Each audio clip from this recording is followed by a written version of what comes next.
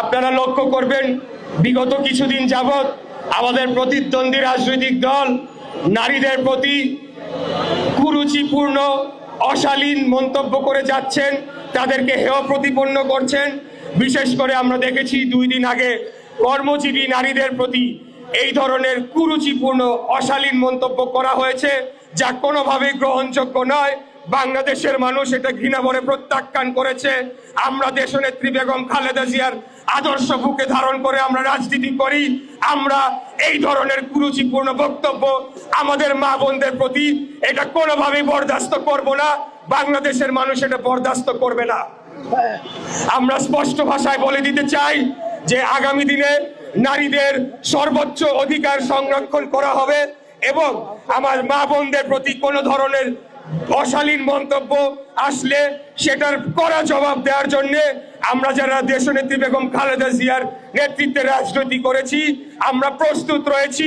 এই ধরনের মন্তব্য, এই ধরনের কর্মকাণ্ড আমরা বরদাস্ত করব না। আপনারা দেখেছেন নারীদের কর্মঘণ্টা কমিয়ে দেওয়ার কথা বলা হয়েছে।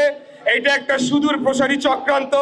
যদি এই স্বাধীনতা বিরোধীরা কোনোভাবে বাংলাদেশের রাষ্ট্র ক্ষমতা দখল করতে পারে, নারীদের তারা গৃহবন্দী করবে, কর্মজীবী নারীদের তারা কি অবস্থা করবে সেটা আমরা জানি না।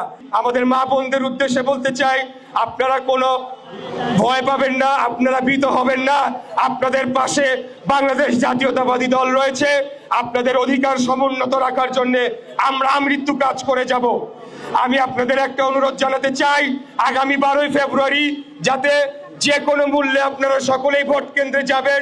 বিশেষ করে নারী, আমাদের মা বোনদের উদ্দেশ্যে বলছি, আপনারা ভোট কেন্দ্রে গিয়ে ধানের শীষের পক্ষে আপনাদের মূল্যবান ভোটটি দিবেন। এবং আমি নারী পুরুষ নির্বিশেষে সকলের উদ্দেশ্যে বলতে চাই, বাংলাদেশকে আগামী দিনে পরিচালনার জন্য যেই একমাত্র দল যাদের পূর্ব অভিজ্ঞতা রয়েছে এবং আগামী দিনে একটা সুনির্দিষ্ট পরিকল্পনা রয়েছে, যার মাধ্যমে আমাদের এই বাংলাদেশে যে পাহাড়প্রম সমস্যা রয়েছে সেই সমস্যাগুলোকে নিরসন করে একটা উন্নত গণতান্ত্রিক এবং শক্তিশালী রাষ্ট্র হিসেবে আমরা বাংলাদেশ গড়ে তুলতে চাই। সেটিকে সফল করার জন্য আপনারা অবশ্যই আগামী 12 তারিখ ভোট কেন্দ্রে যাবেন এবং ধানের শীষে ভোট দিয়ে আমাদেরকে জয়যুক্ত করবেন। ইনশাল্লাহ আমরা জনগণের প্রত্যাশা অনুযায়ী আগামীর বাংলাদেশ গড়ে যাব।